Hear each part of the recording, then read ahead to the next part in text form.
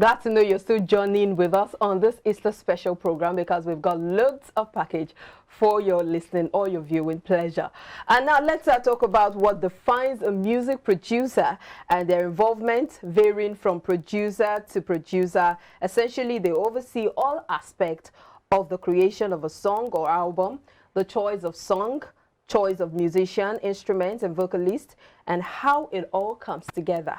Now, while there is no 100% sure way of making sure a song is a hit, making sure it has the potential to be a hit is oftentimes the producer's domain.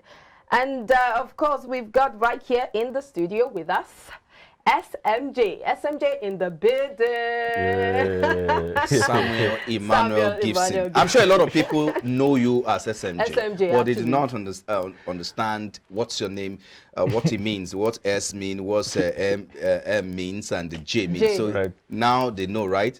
Samuel Emmanuel Gibson. But there's no J in Samuel Emmanuel Gibson. Okay. Well, maybe we have to explain that. I used to be called Samuel Jr. when I was young. Oh, I see. So that's where the abbreviation just came from, SMJ, Samuel Jr. So such a robust profile you have here. You sing, you produce music, but you drum, you play the keyboard, you're an instrumentalist. Which of them is your core? Which would you say, this is my main core? Okay, so I think to be the drums, because I started with the drums. Like you said. At the age of 3? Yes, I used to stand and play in crusades. At the age of 3? Yes. Wow. Yes, because my dad is a pastor, my mom is a deacon. You know, and being in that kind of family, obviously, we're always in church. Yes, so I used to play at every night vigil, every weekday service. So how did you learn at the age of 3? Well, that's how you know that God exists. It's a gift. You didn't learn, it just came naturally. Yes. That's interesting, isn't it? Yes. I mean, when I saw at age 3, I mean, how did this start? Probably you had a teacher and it comes in, because I know that a lot of people or families now who encourage their children to go into music, especially the musically inclined ones. So they buy their children, you know, keyboard or instruments just to play. But in your own case, I mean, it didn't happen. Yes. But how did you develop? When did you realize that okay, you were going to do music? Okay, so I think it was at that same age, because obviously being in church, the only thing that used to get my attention in church was music itself. Yeah, so I always wanted to be at rehearsals. Anywhere there was music, I wanted to be there. You know, and I just walked up to my dad one time and I said, you know, I want to play the drums. And God, so being kind, one of the days, the main drummer at that time did not now show up. So and then you took the opportunity. Yeah. I need to, okay, let me add up to this. Maybe you need to give us a chronicle of your journey.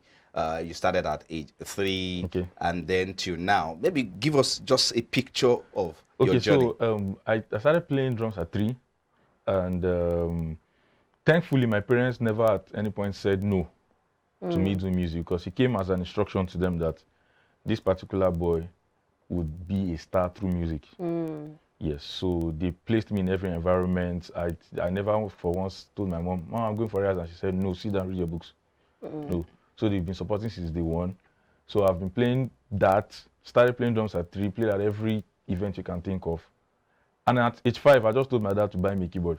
That I want to start playing the keyboard. And then he got me a keyboard, and then I would sit in church, after church, I'll tell them to get me the keyboard, and I'll replay. I used to store hymns in my head. So I'll keep them in my head. When everybody has gone home, I'll play the keyboard. At age 5. And start replaying them till I get the melody from beginning to the end. Wow. Yeah, and that's how the journey started. And then I started growing till we came to Lagos. My mom was in the choir in the Fountain of Life Church. And then she took me to church and handed me to the best music person in church at that time. Okay. And then I was literally sleeping in church just because of the love of music. You became a church boy. Yeah, I was so a church, how did you merge all of this with your studies? Because I believe, of course, you went to school. Well, so at one point, there was supposed to be a major break, but my mom said that the only way she can allow me for that is if I pass my exams. Okay. Well, I'm like, anything for music now. So I went back to school, wrote exams, shut out the exam, A everywhere. I said, so now I can do what I want to be. She's like, yes. I'm like, okay, fine.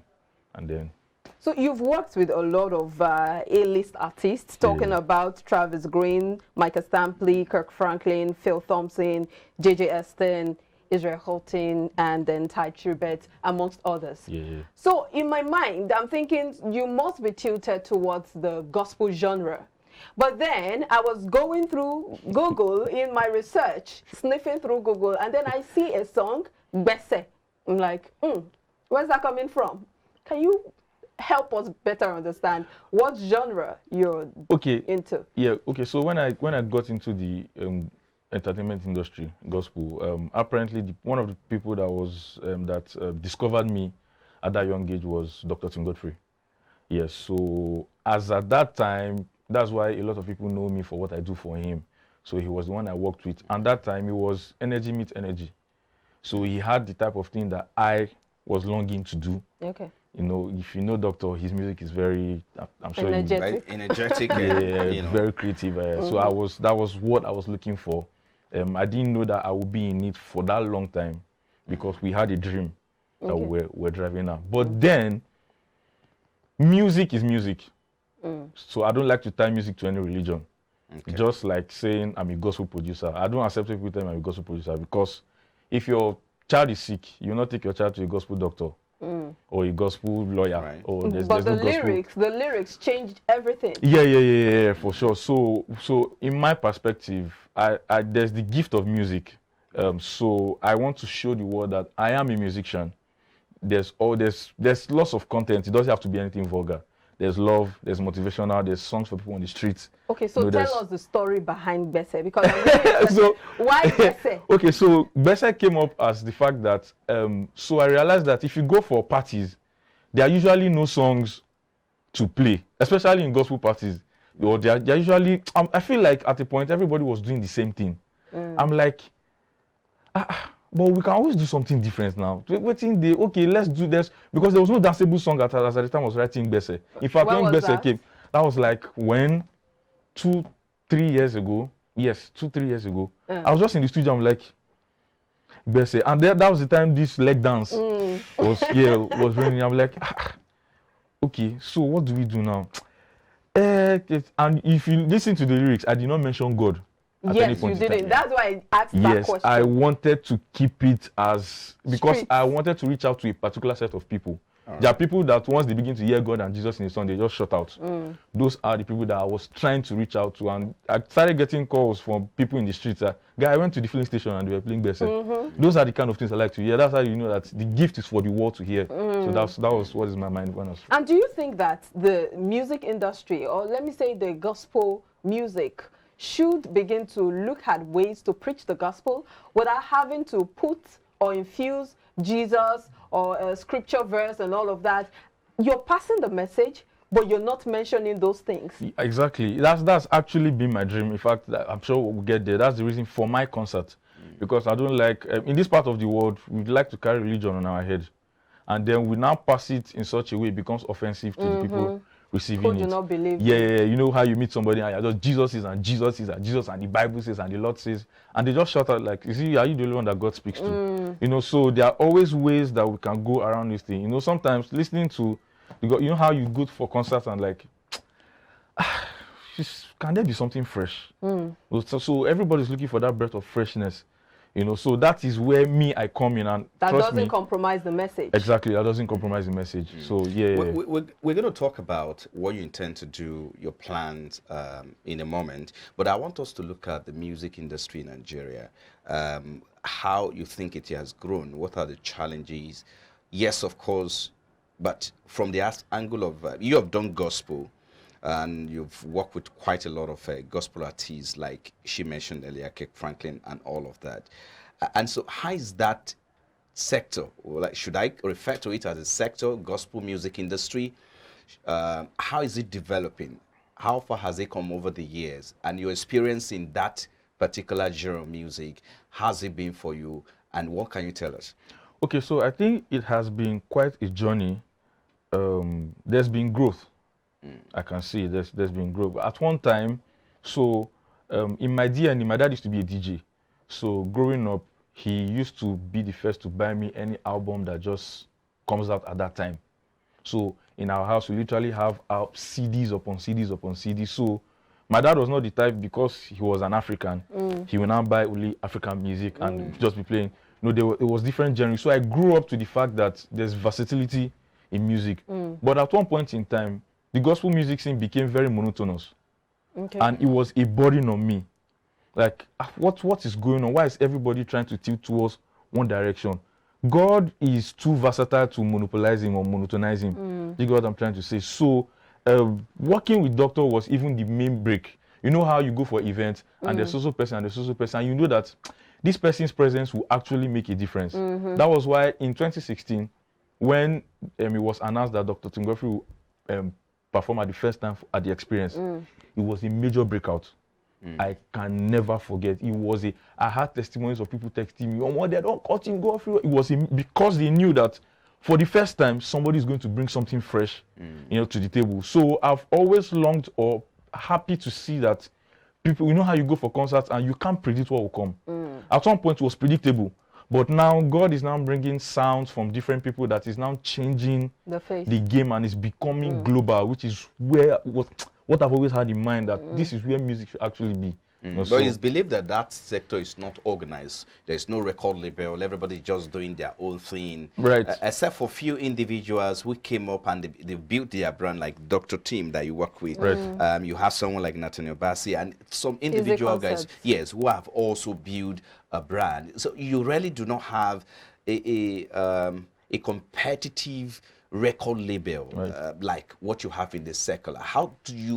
What are your suggestions? What are you advising in that regard? Because we have a lot of artists, gospel singers, people who just want to strictly stay with gospel, but do not have platforms. So, right, I feel like, God will take us to the place where our voice will actually be heard. So, sadly, like you said, we do not have an organization. It is actually sad. It's funny how people preach Jesus, but they don't even follow his principles. Jesus came on earth, and the first thing he had to do was disciple people. So why would God give you an idea and you're withholding the idea to yourself, and you don't have people under you that you're trying to groom and grow so that they will take this message to the ends of the earth? And one of the things that have killed dreams in the gospel industry is the fact that they'll tell you that if you don't do it this way, it is not going to work. So you now have a bunch of talented people that do not want to follow this route, but you have been told that if you follow this route, hunger will kill you. This is what the church wants. The people that have money, this is what they want to hear. So it's sad, and I feel like there are a lot of people that have the power to actually make this change, but the power of mediocrity will not just allow us grow. Like, you know how they say, I don't find my way, I just keep to this one, let me just be chopping this one first, and fear of being the one to bring the change is what everybody's under. And you have lots of talent. Check in the last 2-3 years backwards, there is no new person that's come out in the industry. And there is nobody that you will not hear that this person came out of this artist, or this person came out of this artist, or this person. Everybody is still trying to find their ground. Unlike the secular industry, because there's no platform. There is no platform. Unlike the secular industry, before you know there's this person under this label, before you know this person has signed, this person has signed, this person has signed. And this is what we're called to do. But sadly, like I said, we'll get to the place of influence where our voices will be heard. We believe that the people that are ahead of us should be able to set these standards, because those are the same people that can choose to match and stay there and say, you know what, we hope we'll get to that point that someday, like you said. Yeah. But you talk about creativity. Can we ever have creativity in that industry where we win Grammy like what you have in the secular? Are we going to ever get to that point? What? You are creative. We've seen some of your works, some of your production, and all of that. What do you think about that? Most definitely. I'm talking about gospel singers. Yeah, for sure. Most definitely. So we have more work to do, because if I would be honest, we are way behind from where we should actually be. We are actually way behind, sound-wise, plan-wise, structure-wise, and it takes most of these things to actually get to those platforms that you are looking for. It will be a gradual process, because of religion has slowed a lot of things down for us. We just believe that the grace of God will work. So don't worry, if God puts his hand on the song will fly. So they don't believe in promotion like these guys do. They don't believe in setting up a label like these guys do. But we believe that we'll one time get to that point where all of these structures will be put in place and things will be done properly. That is the fastest and quickest way. Because these guys that we talk about is either organized or nothing. So we cannot take this organization and serve to these people under the name of grace. I don't know if that makes sense. Do you see money playing a role in all of this? Because you see a secular artist drop a song on YouTube and then he has million views, and you're dropping a gospel song, it's a different scenario. And also, I'd like to know, so you know how there's a very thin line between the secular and the gospel, especially when it comes to the dance steps. You see a lot of gospel music artists now dancing the same steps that you find in the secular world, and you're wondering, where is the line? How do you draw the line? How do you ensure that the message is not corrupted while you want to penetrate, reach out to those on the streets, in quote? You'd recall Kafi, who sang Kokoroko. Yes. It was said that Kokoroko was played in clubs everywhere. Yes. And you're wondering, where exactly is that line? How do you draw that line and ensure that the message is not corrupted? Okay, so I think it's very straightforward. There's one message, which is the message of the gospel, and I think it can be communicated. So I'll use an example. There's one of my friends, Prince Emmanuel, he has a song, God No Go Shame Us. So that is a slang that anybody on the streets can use. And we're inside his house, also God No Go Shame Us. And he testified that he has gone to sing at more on religious places as to religious places, just because there was a cut across from that song. I feel like that is the point we need to get to, because we have used this whole religion to shut out the real people that God has sent us to. And of course, money plays a whole role, because we use money to get money. You use money to push your song gains a particular number of streams, and it pays you back. But like I said, because of mediocrity or ignorance, they say what you don't know. Sometimes, obviously, what you don't know will actually kill you. But even the Bible says, my people perish because of lack of knowledge. Because there has to be a knowing. We've seen a lot of music artists who started as music artists or inspirational singers, but eventually they just had to give up and, digress, because the money was not coming in. It's for this same reason. Like who is the last gospel rap artist you know?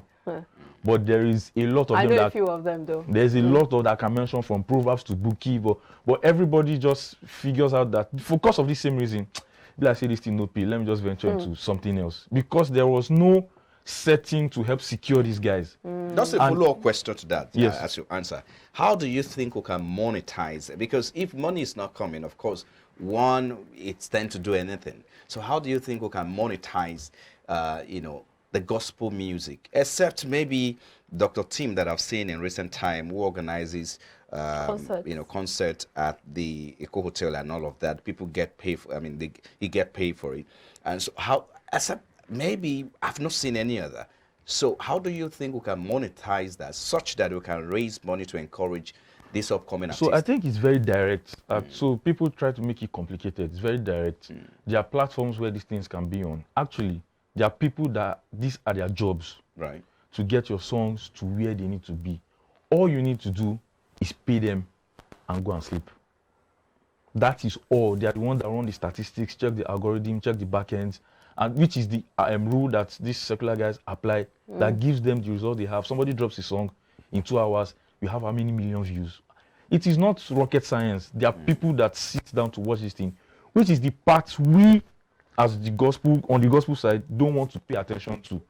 But nobody wants to try because they've not seen the results. Right. But how do you get the results if you eventually don't try? It's not hard. If you go for shows and you make certain income, guys, this is a portion. Take.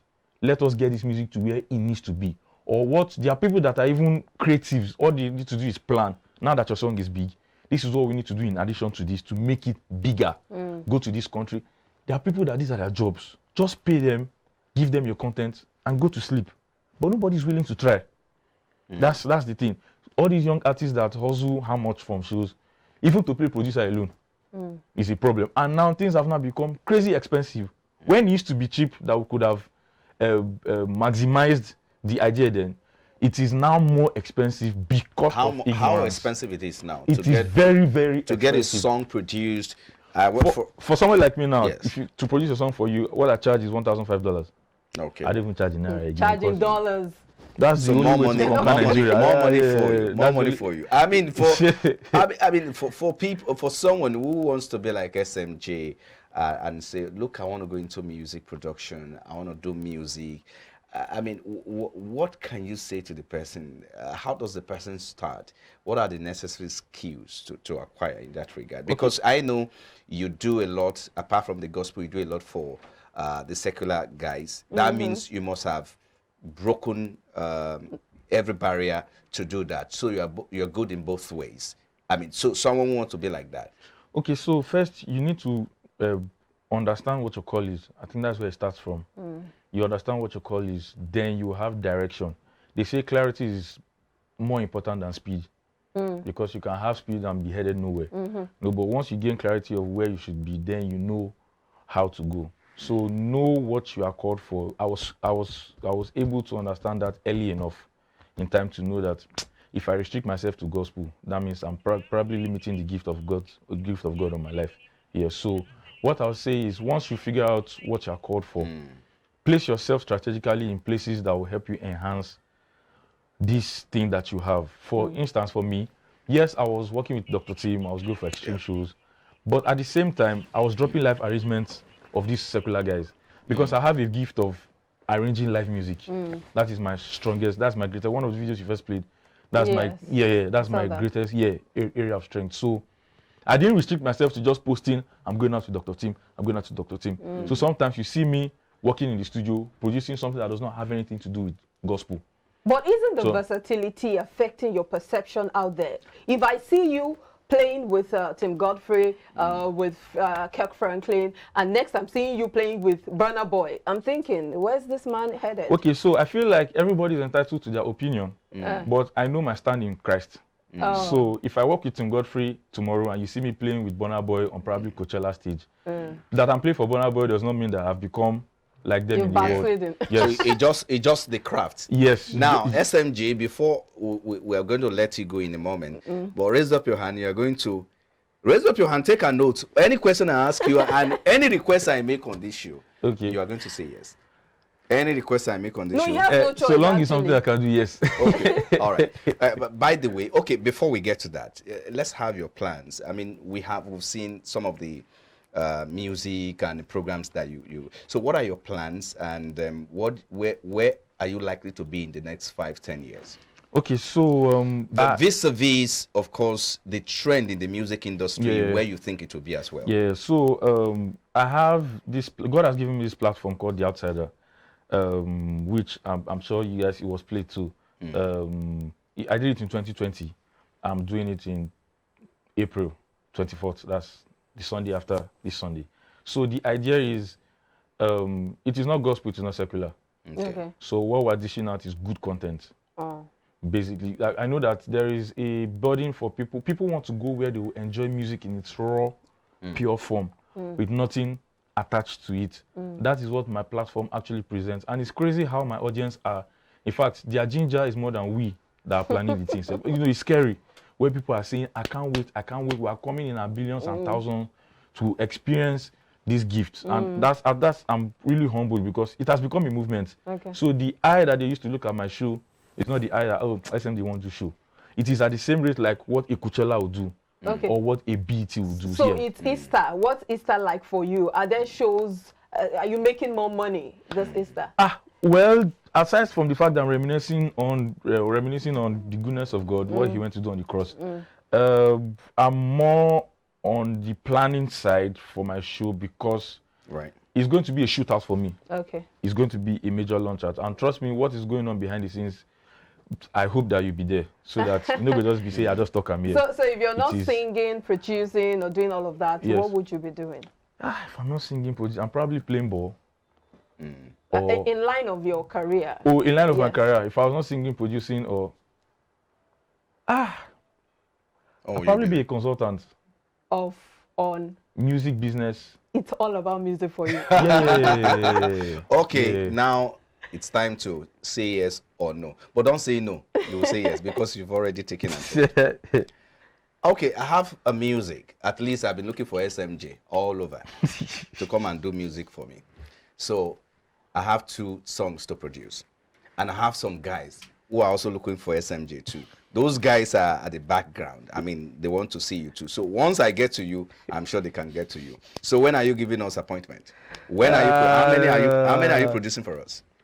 Well, okay, I'll speak to my management. You can discuss that after this. Right.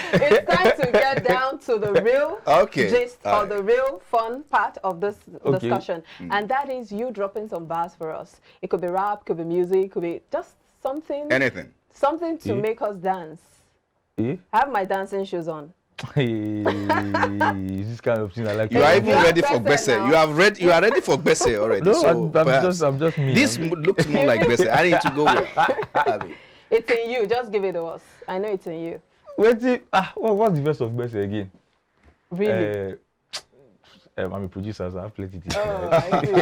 Okay. That's right. Okay. Everybody wants to turn up. Oh, yeah, Jim better way. Okay. Come together, make link up. Don't go to say I drive Lincoln Navigator. I'm killing the beat and you know it. Okay. For every this one and hits. Background. Don't do yourself. Oh, yeah, Besse. Normal level. Oh my! No, I wanted to do Besse. Maybe you can teach me that, but in it's your okay. suit, Shabo, I don't know if it will help. Of course. That's why the song is there. You said you just made it for everybody. So whether a banker, a lawyer, for sure. All right, thank you so much, Samuel Gibson. It's been a very, very interesting, fun time with you. Thank you for making our Easter fun. Well, I appreciate it. And I wish you a very, very fantastic show. Thank you very much. Thank you very much. All right, that's about it. We've had so much fun. I'm sure you saw me dancing, so I'm really not taking this easy. I'm having as much fun as I can because it is all about Easter. And we still have a lot more for you. It will be time to talk money when we come back. Please stay with us.